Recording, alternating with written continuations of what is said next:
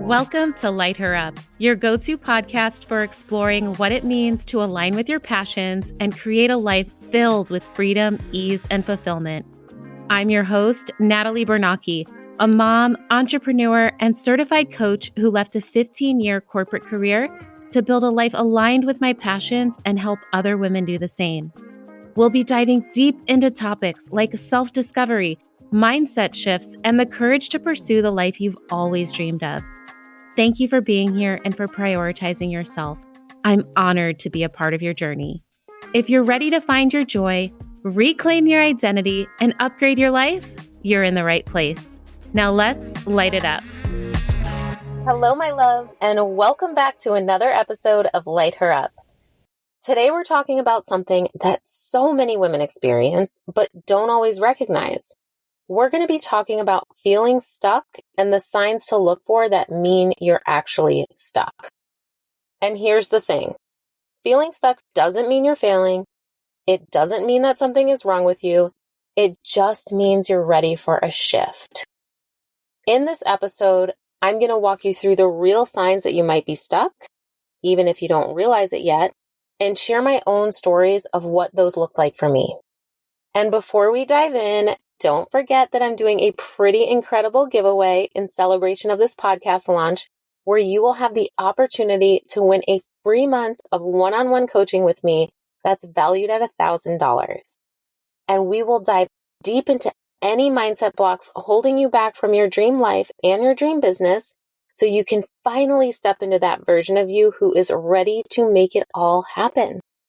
You'll have to wait till the end of the episode for all of the details, but all you have to know is it will only take you 5 minutes to receive an entry to win a free month of private coaching with me. And with that, let's get into today's episode. So let me take you back to a time in my life when I knew something felt off. I couldn't quite put my finger on it, but I knew something felt off. I wasn't necessarily miserable just yet. I had everything I was supposed to want. On paper, from the outside, my life looked perfect. I had a really stable and successful career, a beautiful home, a beautiful family. We traveled all the time, but I couldn't help but feel that something was missing. I would wake up already dreading the day ahead. I was constantly exhausted. I'd get home from work. I was always snapping at my husband and kids, and I felt like I was just going through the motions. I didn't know what I was missing or what exactly I wanted or needed at the time, but I just knew something wasn't right, and I knew something had to change. And looking back now, the universe was literally banging my head with signs that I was stuck, and I kept ignoring them. I kept pushing through. I kept doing what society told me to do. I was on autopilot, and I didn't even question the signs because I wasn't even aware that these were signs. So when I think about that time, the signs that I was stuck, there were about 5 of them. I would say the big themes, they were about 5. The first one was I was always exhausted, even when I got enough sleep. Honestly, sometimes when I slept, my body was even more tired. It was like my nervous system got used to redlining with doing, and more doing. And it didn't know just how to relax or how to rest. If I did try to rest or relax, my anxiety would skyrocket. It was literally like my body would freak out on me if I tried to just chill. The second one was everything felt fine. You know, when you ask someone, like those memes where the husband asks the wife, like, how are you today? And the wife's like, fine. You know things are not fine. That is literally how it was. So I wasn't amazing. I wasn't awful. It was just like, meh, like, it's okay. So I had reached this point in my career where I felt really stagnant. I remember like I wasn't challenged. I just felt kind of like, meh. And I remember putting together, if you have worked in corporate America, a lot of times they have you put together what they call a progression plan. And it's like how you see yourself growing in the company and like the roles, your path your roles in that company. And then your boss does one for you and you see if you're like aligned. So I remember putting together a progression plan for myself at this job that I was with for 9 years. And I remember thinking, man, if the next step for me at this company is my boss's position, that is the last freaking place I want to be. I had absolutely zero desire to keep climbing that corporate ladder, even if it meant more money. Number 3, I had no passion or excitement for what I was doing. I never wanted to talk about my job. I had no excitement or interest in sharing what I did for a living. I had gotten to the point where I dreaded going to work. And it wasn't just like I had no passion. It was actually like a dread for what I was doing. And before this feeling occurred to me that I had no passion or excitement, those memes on, Instagram and social media would pop up all the time about the Sunday scaries. And I just would laugh thinking like, oh, that's like, some funny thing on social media.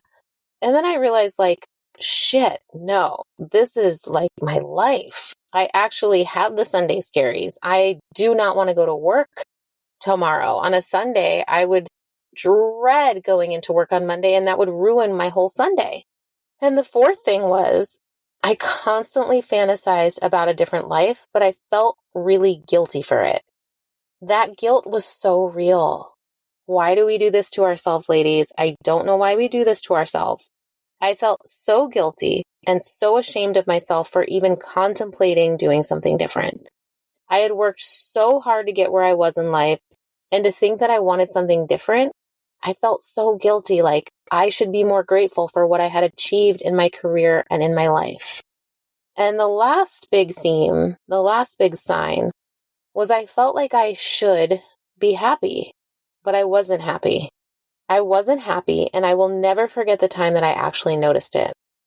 The first time that I really became aware of it. I was at Disneyland with my family. My kids were probably about 4 and 2 at the time. And I remember thinking when I was booking the tickets for the 4 of us, my husband, my 2 kids, I was going to be so excited for that day. I bought like our family matching Mickey and Minnie Mouse t-shirts, the ones that say like mommy, daddy, kid, those shirts.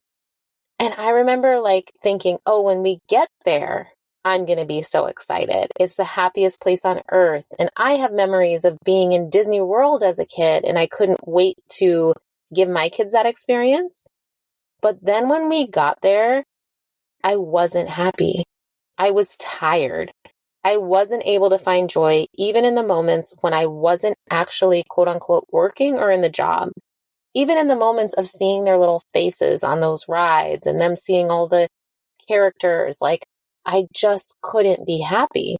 And it finally occurred to me that my passionless career had been affecting me so much that it was bleeding into all of the areas of my life, including the most important relationships I had, the one with my husband and the ones with my 2 beautiful babies.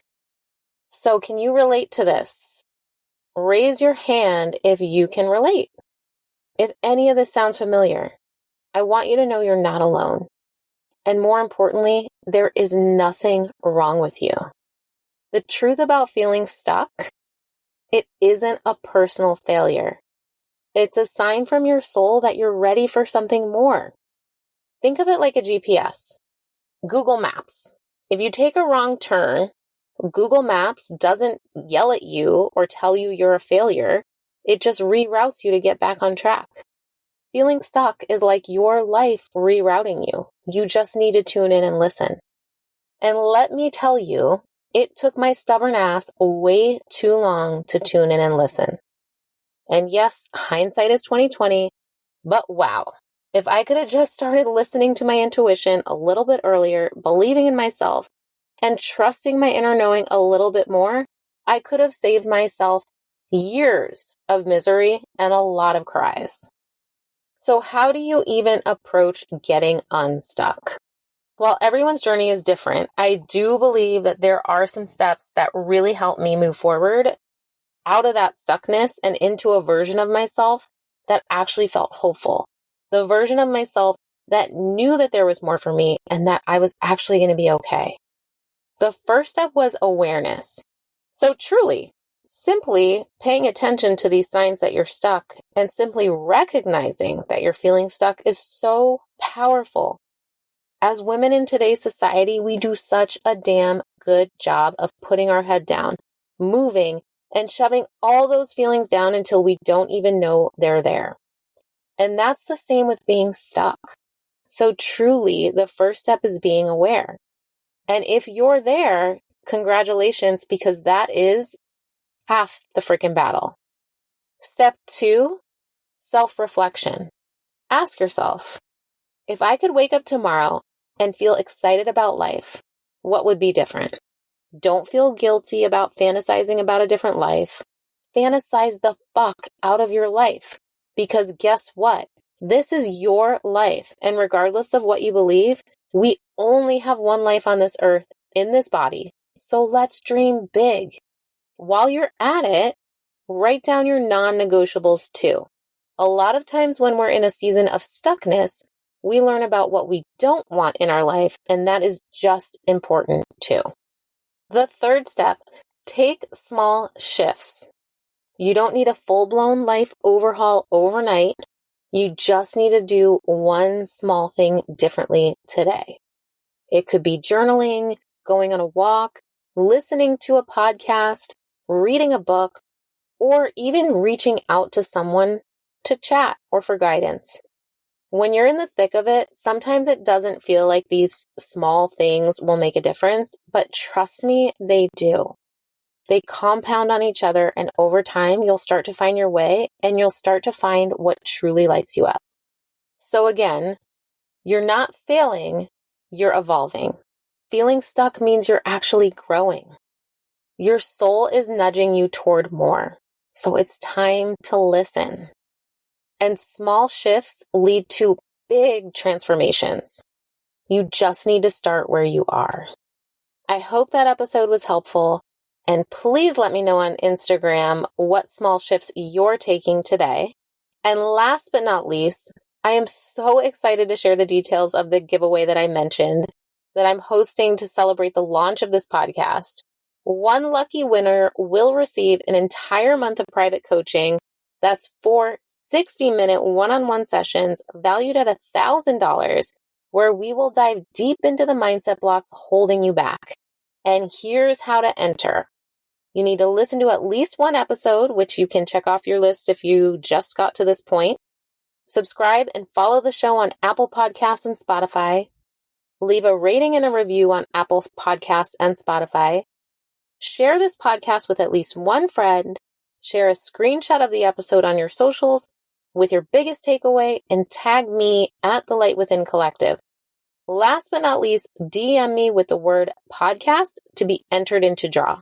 This should only take about 5 minutes and you'll be entered to win the free month of coaching with me, again, valued at $1,000.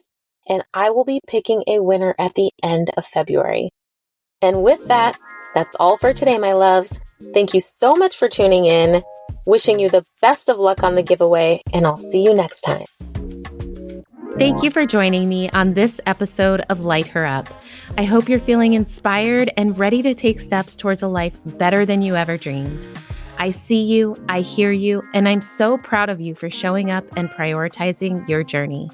When you fill up your cup with love, you can pour so much more into the people and passions that matter to you most.